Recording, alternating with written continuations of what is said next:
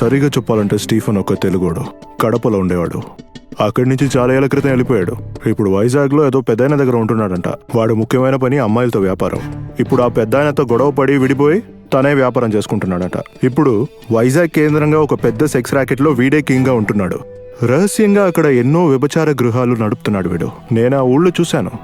రహస్యమని చెప్తే రహస్యమని కాదు, అంత ఓపెనే. ఎన్నోసార్లు ఎన్నో రకాలుగా తప్పించుకున్నాను. ఇప్పటికీ గుర్తున్నాయి వెంటాడే ఎన్నో అనుభవాలు. ఈ స్టీఫెన్ మీద వేసిన మొదటి కేసు ఏంటంటే అతను 3వ పెళ్లి చేసుకున్న అమ్మాయి మిస్ అయిందని వాళ్ళు పేరెంట్స్ పెట్టిన కేసు. ఏం చేయగలను? ధనబలం లేని పేదవాళ్ళు ఏం చేయగలరు? ఆ కేసు నిలవలేదు. ఇలాంటిది ఎన్నో కేసులు. ఒక నిమిషం.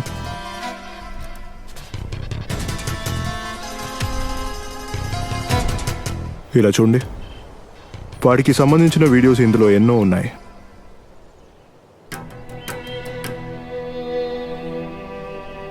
ఈమె పేరే కన్యా.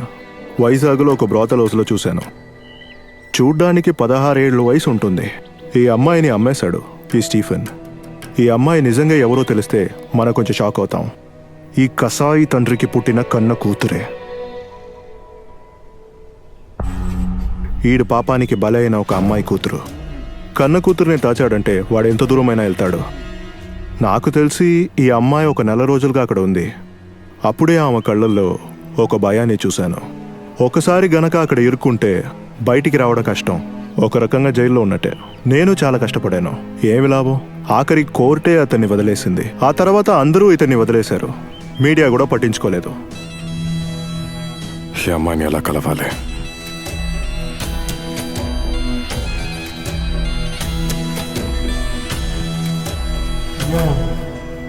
ఆడపిల్లని కన్న వాళ్ళకే తెలుస్తుంది ముద్దు కామంలో భాగం కాదని.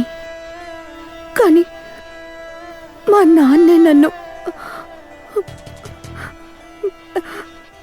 ఆయనకి నేను ఎవరో ఒక అమ్మాయిని, నన్ను వదిలేసి ఉన్నా కూడా సంతోషంగా ఉండేదాన్ని.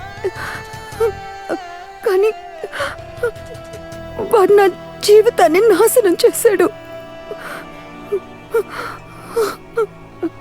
నేను ఆయనకి ఎవరో ఒక అమ్మాయిని, కానీ వాడు మాత్రమే నాకు తండ్రి.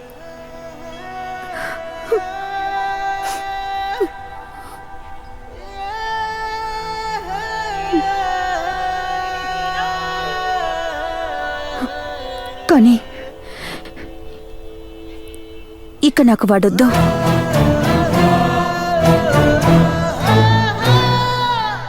స్టీఫెన్ గురించిన విషయాలు తెలుసుకోవాలనే తన్ని చూడటానికి వెళ్ళాను.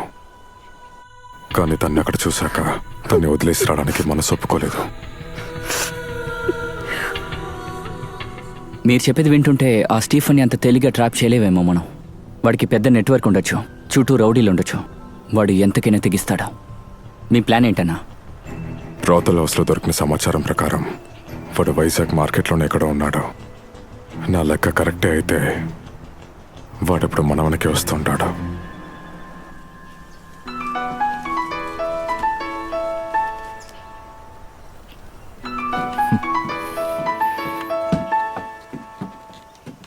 చెప్పరా.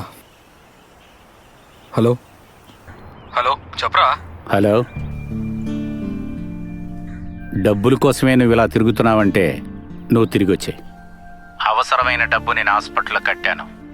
అదీ కాక నా మీద కోపం తగ్గకపోతే ఏం చేయాలన్నది నువ్వే నిర్ణయించుకో. నాన్న, అది నీ వయసులో ఉండే వాళ్ళంతా ఫ్రెండ్సే లోకం అనుకుంటారు. కానీ నాకు మీ అమ్మకి కన్న పిల్లల కంటే ఎక్కువ కాదు ఎవరు.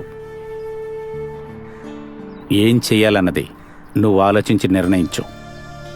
నాన్న. Hello hello